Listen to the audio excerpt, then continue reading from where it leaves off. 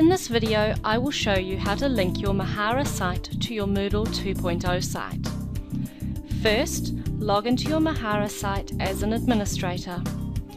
Go to Site Administration, Configure Site, Networking. You should see information about your www root and the public key displayed to you. Underneath, switch Enable Networking to Yes and click Save Changes. Now, in another tab or window, go to your Moodle 2.0 site and log in as an administrator. In the Settings block, under Site Administration, go to Advanced Features. Scroll down until you see the function for networking. Switch this to On and then scroll to the bottom and click Save Changes. You will now have a menu in your administration. You will now have a new menu in your site administration called Networking. If you click on Settings, you will see the public key for your Moodle site. We are going to go to Manage Peers. And I'm going to add my Mahara site as a peer. Add the URL of the Mahara site into the host name section and choose Mahara from the Application Type drop-down menu as we are adding networking access to a Mahara site.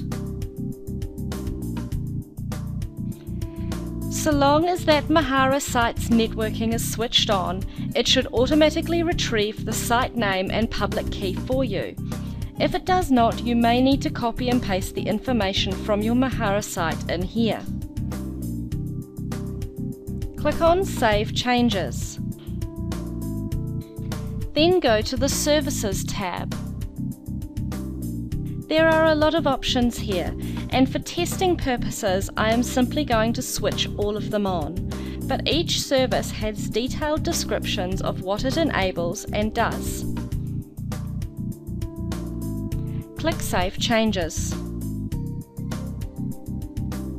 Now before we leave our Moodle site, go to Site Administration, Plugins, Authentication, Manage Authentication. Find Mnet Authentication and click on the I to enable it if it is disabled. Now let's return to our Mahara site and link from that end too. Go to Institutions. Either choose an existing institution or create a new one. Users coming from Moodle will need to be assigned to an institution in order to use the Mahara site. I am going to create a new one called Mahoodle. I give it the name and then click Submit. Now that the institution has been created, I need to set up the Authentication plugin to allow Moodle to create new accounts in here. From the Authentication plugins menu, I am going to choose XML RPC, Authenticate by Single Sign-On from an external application. Once I choose this and click Add, I am given a pop-up window with my options. I will give this authentication authority a descriptive name. Add the www root of my Moodle site. Add the Moodle site name. Make sure that I am specifying that it is a Moodle site, not a Mahara site that I am linking to. Specify the port number. Usually this can be left as default, but if you are using a specific port, you may need to change this. If you set a parent authority, users will be able to log in using that login method as well as the Moodle single sign-on. If you want users to directly log into Mahara as well as come through Moodle, set this to internal. If you don't set the parent authority, set it to none, and users have the URL for the Mahara login, then you will need to add a login error message to the text area below the parent authority. Be sure to include the link to your Moodle login with the error message. Down the bottom, you choose how this single sign-on will behave. I am choosing they SSO in, so that my students must come from Moodle to access this Mahara site. It can be set the other way around, however. I will make sure that all three of these options are also ticked. User info will be updated on login. Enable this option to bring over user data from the remote site Moodle on login and update your user record with any changes.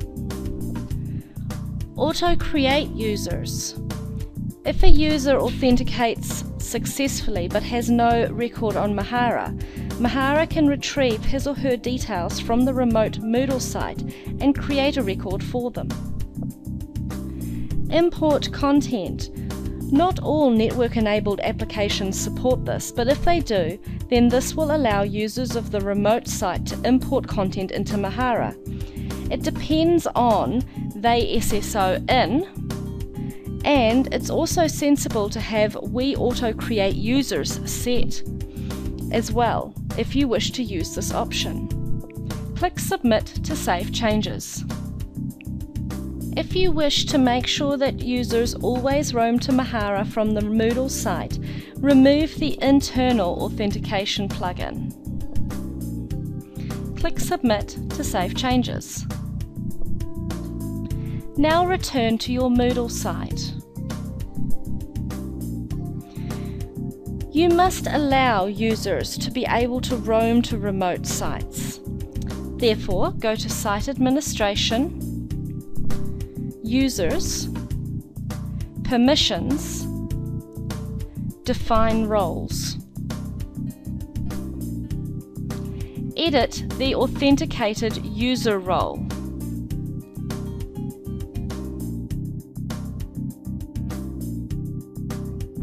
Scroll down until you find Roam to a remote application via MNet and allow this.